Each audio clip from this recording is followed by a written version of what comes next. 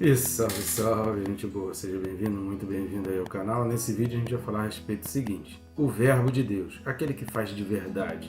Sai daí não, fica comigo até o final, vamos junto?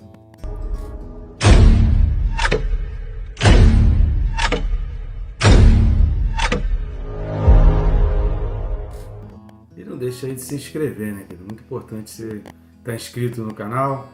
E é importante também você clicar no sininho, e assim você é notificado e não perde nada. Nenhum vídeo daqueles que são postados aqui você acaba deixando de ver, né? Então com o sininho te ajuda muito a ser despertado quanto a isso. E conto contigo, que peço esse favor de você curtir, comentar e compartilhar para que a gente consiga alcançar mais pessoas. Se a gente está trazendo a palavra de Deus para ser bênção, quanto mais pessoas estiverem assistindo os vídeos, mais pessoas estiverem inscritas, mais pessoas estão sendo abençoadas, né? Então o nosso objetivo como canal de Deus, né, todo servo de Deus tem o objetivo de abençoar os outros, né? Afinal de contas, a gente não nasceu para ser mar morto, a gente nasceu para ser rio.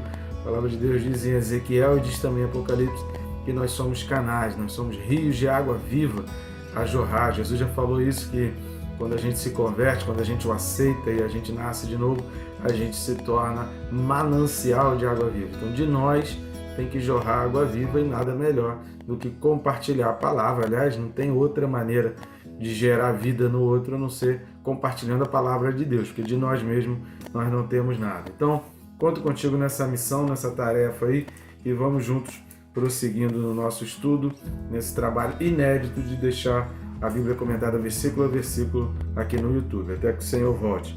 Texto desse vídeo, Apocalipse capítulo 19, versículo 13. Apocalipse 19, 13 diz assim: está vestido com um manto tinto de sangue, e o seu nome se chama o Verbo de Deus. O que a gente vai ver aqui é exatamente a característica explícita de que está se referindo exatamente a Jesus. Então, se havia ainda alguma dúvida com relação ao fiel verdadeiro, os olhos como chama de fogo, os diademas, se havia ainda alguma dúvida aqui, com esse versículo não resta dúvida nenhuma de quem está se falando, porque o único que tem as suas vestes tintas de sangue é o próprio Jesus. Então a gente vai destacar dois pontos importantíssimos aqui para a gente entender desse versículo. O segundo ponto, a respeito do Logos, é um pouco mais extenso, mas a gente vai tentar ser bem breve aqui nesse vídeo. Então vamos lá, o primeiro ponto a ser destacado é exatamente essa expressão tinto de sangue, né? Vestido com um manto tinto de sangue.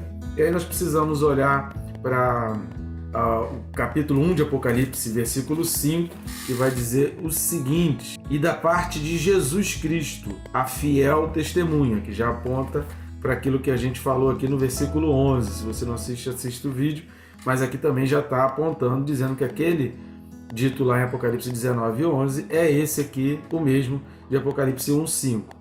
Então Cristo, que é a fiel testemunha, o primogênito dos mortos e o soberano dos reis da terra.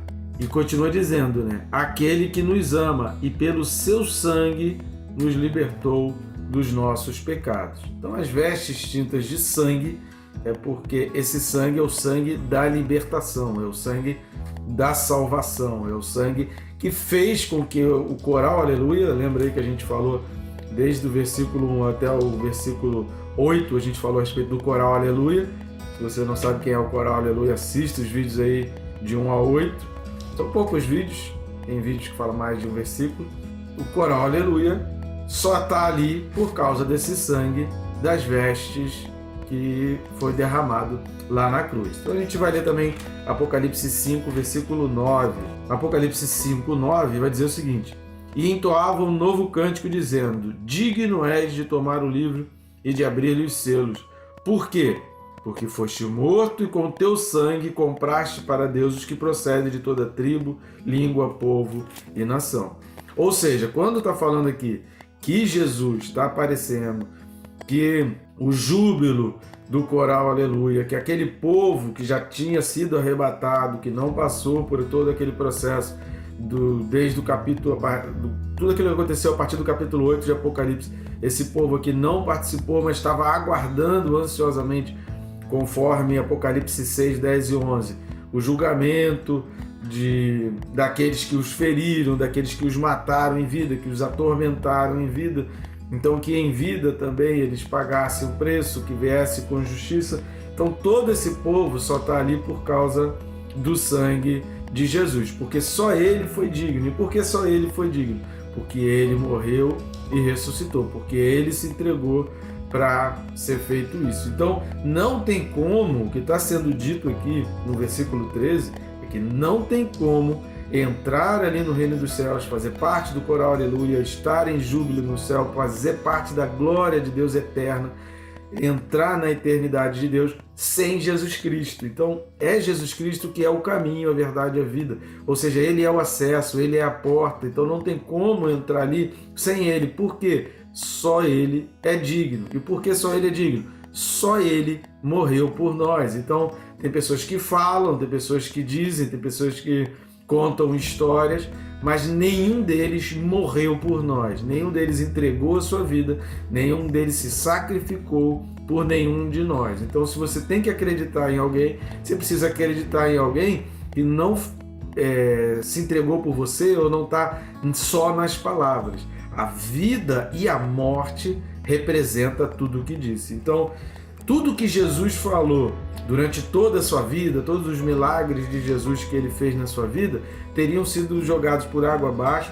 A gente não estaria num mundo dividido entre antes e depois dele, se não tivesse tido a morte e se não tivesse tido o poder do Espírito Santo do livro de Atos. Então, a gente só conhece Jesus, só houve essa mudança por dois motivos. Primeiro, porque tudo o que ele falou foi completado com a sua atitude de morrer na cruz e de derramar o seu sangue, porque confirmou tudo o que ele disse, e a sua ressurreição também confirmou tudo o que ele disse.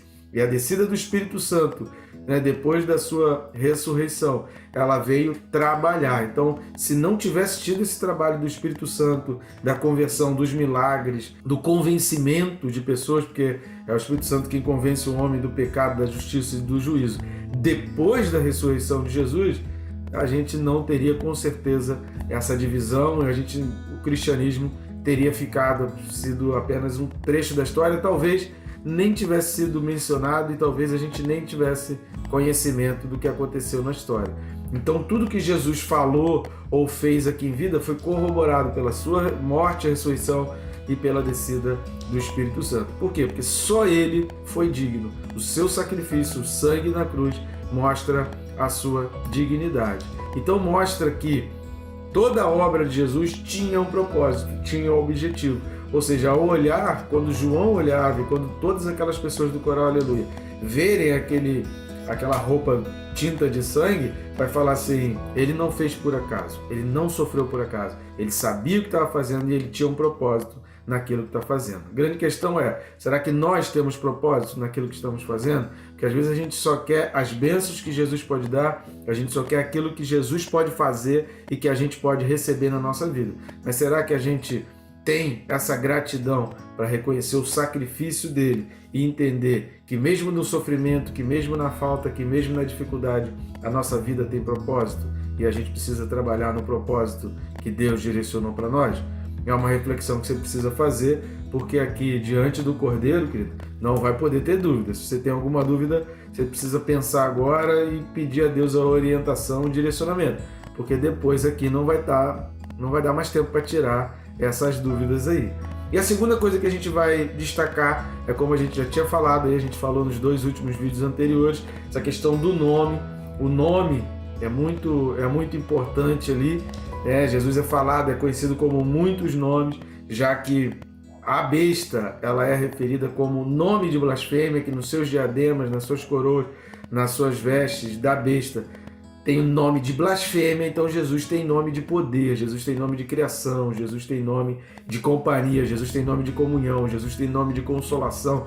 Então Jesus tem vários nomes e, de acordo com a cultura oriental, hebraica também, aqui no grego, o nome traduz a essência daquilo que a pessoa é. Como Deus é muita coisa, por isso Deus tem muitos nomes. E aqui nesse versículo ele é chamado o Verbo de Deus. A palavra verbo aqui é logos, a mesma palavra já usada por João. Vamos lá no Evangelho de João, capítulo 1. Então vai usar o Logos no versículo 1 e 14, né? No 1 vai falar assim: no princípio era o Verbo, e o Verbo estava com Deus, e o Verbo era Deus. Ou seja, se Jesus é o Verbo, ele estava lá no início. Então tudo que a gente vai ler aqui daqui a pouco a respeito de Gênesis, aquele Verbo é Jesus.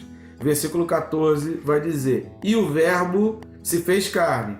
Jesus, que estava lá na criação, lá em Gênesis, veio e habitou aqui na terra, e ele se fez carne. Ou seja, aquele mesmo que estava e que já existia antes de toda a criação, antes de toda a humanidade, ele voltou num ponto da história em carne. É o que diz aqui o versículo 14: e o Verbo se fez carne e habitou entre nós. A palavra habitou é tabernaculou entre nós. Ele foi um tabernáculo, ou seja, toda aquela figura do tabernáculo, do sacrifício, da pia de bronze, da água que purifica, do véu que separa, tudo isso representa Jesus. Ele tabernaculou, ele veio para ser o tabernáculo na nossa vida. Hoje, os cristãos têm o tabernáculo no seu coração, no momento em que aceita a obra de Jesus. E aceitar a obra de Jesus é reconhecer o sacrifício, o poder do Espírito Santo e a presença de Deus.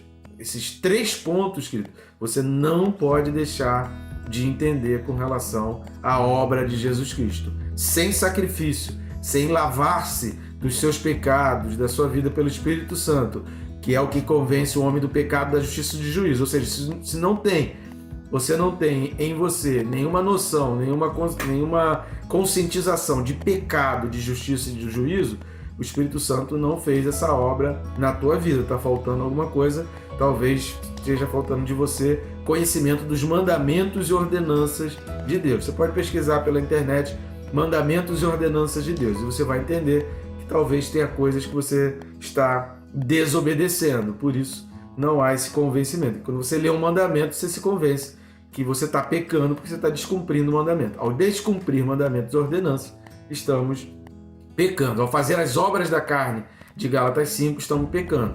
Você quer saber mais sobre as obras da carne? Pesquisa aí no meu canal. Se você pesquisar sobre obras da carne ou sobre Gálatas 5, que você vai assistir os vídeos que a gente detalha cada obra da carne mencionada ali por Paulo. A questão também da presença de Deus. Se você não tem prazer na presença de Deus aqui na terra, o que você vai fazer no céu? Se lá no céu você vai ter a presença de Deus constantemente. Então, o prazer da presença de Deus precisa começar aqui na terra. Não tem como começar lá no céu, até porque não vai começar. Se não tem prazer aqui na terra, não tem sentido nenhum Deus colocar, não seria justo Deus colocar uma pessoa que não tem prazer com a presença dele aqui na terra lá no céu. Porque se não foi bom aqui, por que vai ser bom lá?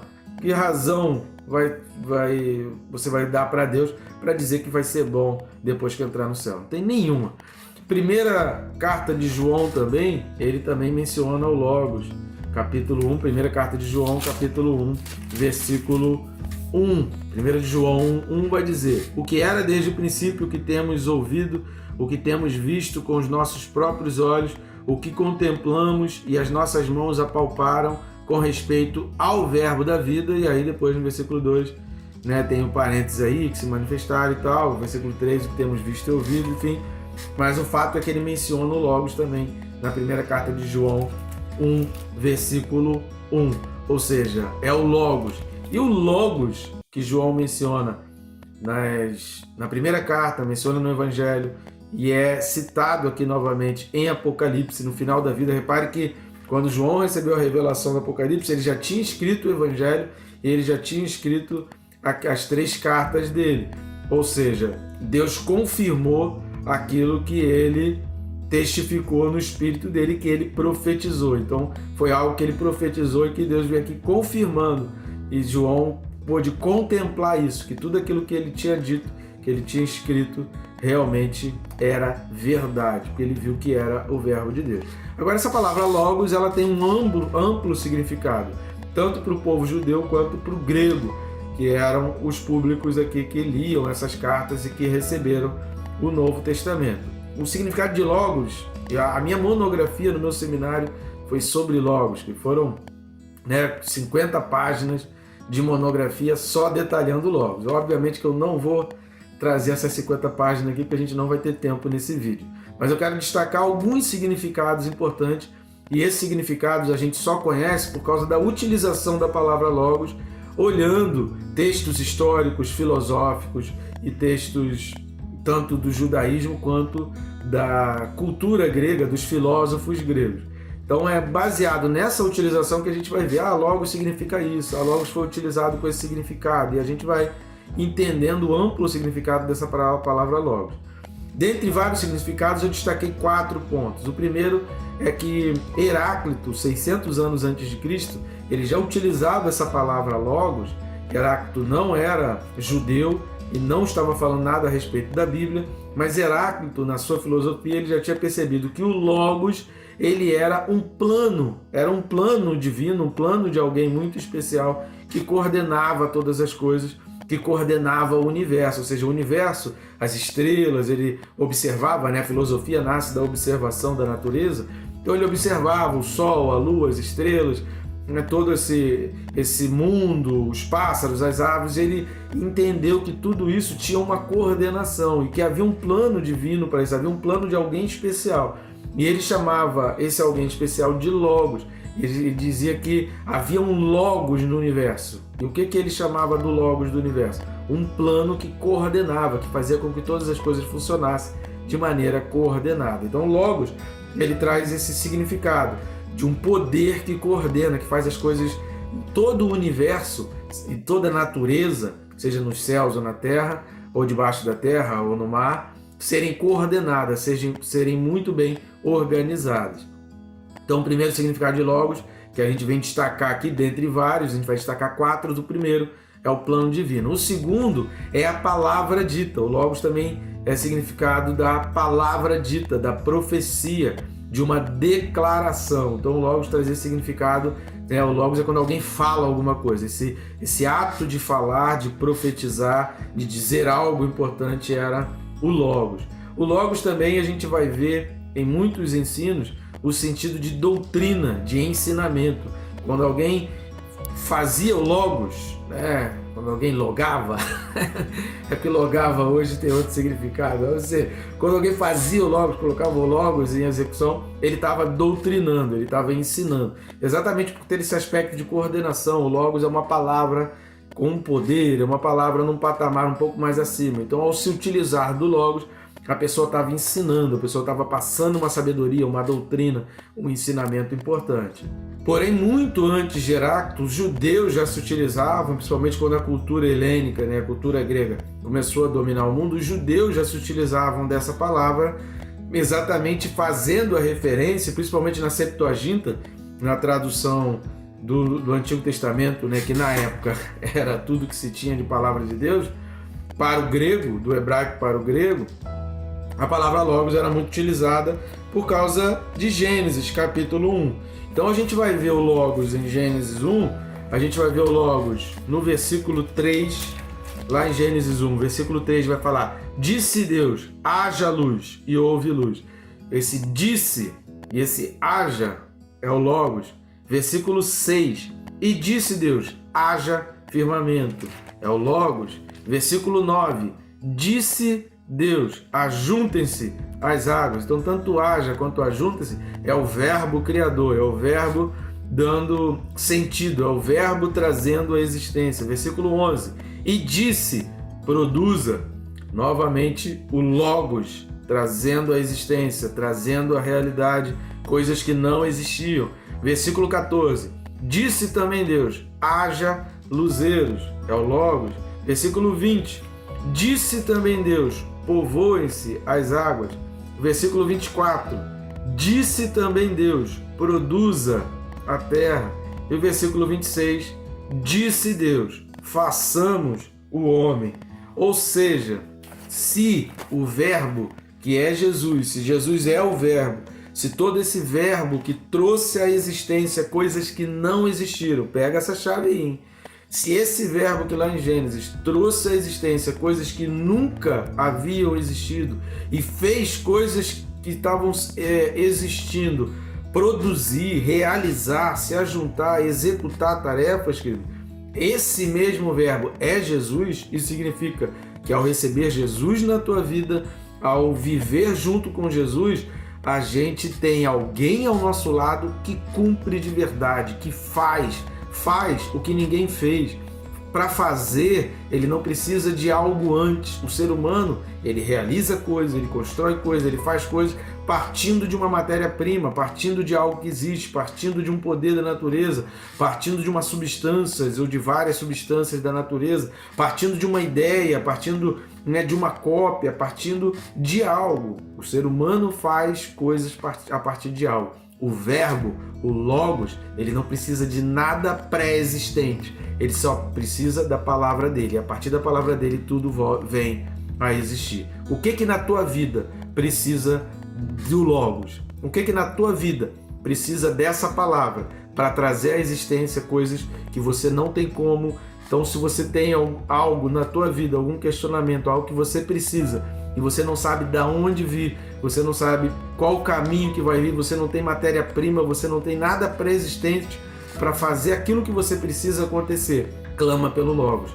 O Logos é essa palavra que, entrando na tua vida, vai trazer a existência, vai trazer a realidade, vai trazer para a tua mão, vai trazer para a tua vida algo novo, sem que você precise fazer nada e sem que tenha nada pré-existente. Isso vem acontecendo em todas as escrituras e vem acontecendo até hoje na vida de muita gente que se permite ser utilizado pela presença de Deus. Por isso tabernaculou, por isso a gente precisa do sacrifício do Espírito Santo, da obra do Espírito Santo, a gente precisa sacrificar, a gente precisa mostrar para Deus o reconhecimento, ser o doulos. Lembra aí que a gente falou do doulos no versículo 5 de Apocalipse 19, assista o vídeo aí que a gente precisa ser o doulos e a gente precisa entrar na presença de Deus, para a gente viver na nossa vida o que é o Logos, o verbo de Deus, esse verbo que faz de verdade. Confia nele, querido, e para agora esse momento e faz então a tua oração para ele. E que ele te abençoe, responda a tua oração e realize na tua vida tudo aquilo que você deseja, em nome de Jesus.